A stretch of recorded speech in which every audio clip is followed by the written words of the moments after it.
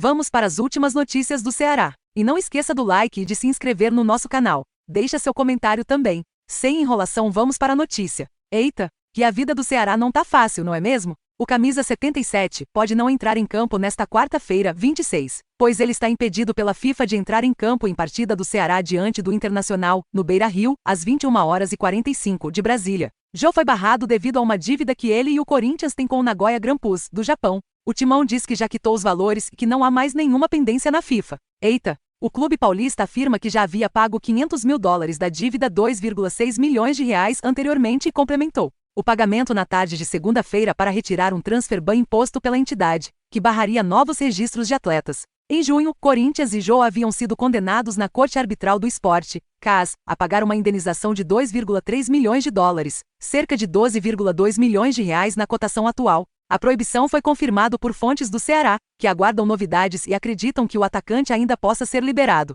A primeira condenação ocorreu em novembro de 2020, e o recurso ao CAS foi apresentado em 2021. O Corinthians entrou como solidário na ação contra Jô, já que foi o destino do jogador em junho de 2020, quando ele optou por deixar o Nagoya em meio à pandemia.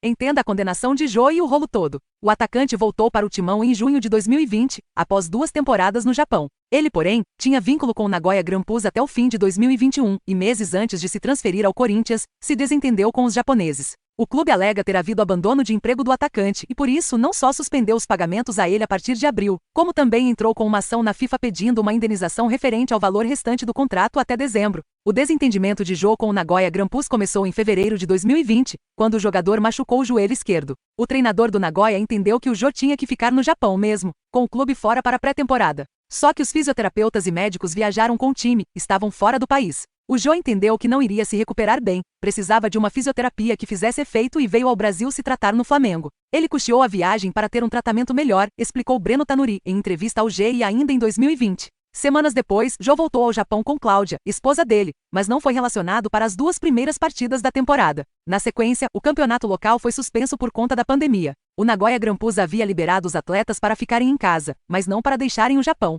Assim, semanas depois, Jô foi avisado pelo clube de que seu salário estava suspenso. Segundo o advogado de Jô, o atacante respondeu essa notificação e explicou o motivo da volta ao Brasil. As alegações, porém, não foram suficientes para convencer os asiáticos. Ele tinha que receber entre o final de abril e o começo de maio um bônus de $1 milhão, previsto em contrato. O que acontece é que quando ele fala para o tradutor, numa quinta-noite, que voltaria ao Japão na segunda-feira, os diretores mandam uma notificação para o Jô no dia 2 de maio falando que o contrato estava rescindido. Se ele volta para o Japão, o Nagoya teria que pagar os salários e essas luvas de $1 milhão, revela Tanuri. Ele deixou os filhos no Brasil com os avós. Só que começou um zum de que os estrangeiros não poderiam sair do Japão. Quando falaram que seria fechada a fronteira, o Jô disse: "Eu preciso voltar." Isso foi em abril. Então, eles voltaram ao Rio de Janeiro, conta o advogado. O advogado de Jô concorda que o atacante poderia ser punido pela volta ao Brasil, mas alega que não havia justificativa para o rompimento de contrato. Breno Tanuri afirma que o atleta não perdeu treinamentos e nem havia motivo para tanta pressa, visto que o campeonato local só seria retomado no mês seguinte.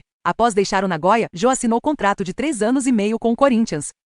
Por isso, a FIFA entende que o clube tem de ser solidário e bancar a indenização. Jô e o Timão quebraram o acordo em junho deste ano após atos de indisciplina do jogador. É eita atrás de eita. E você, torcedor, o que achou desse rolo de milhões? Será que Jô joga contra o Internacional?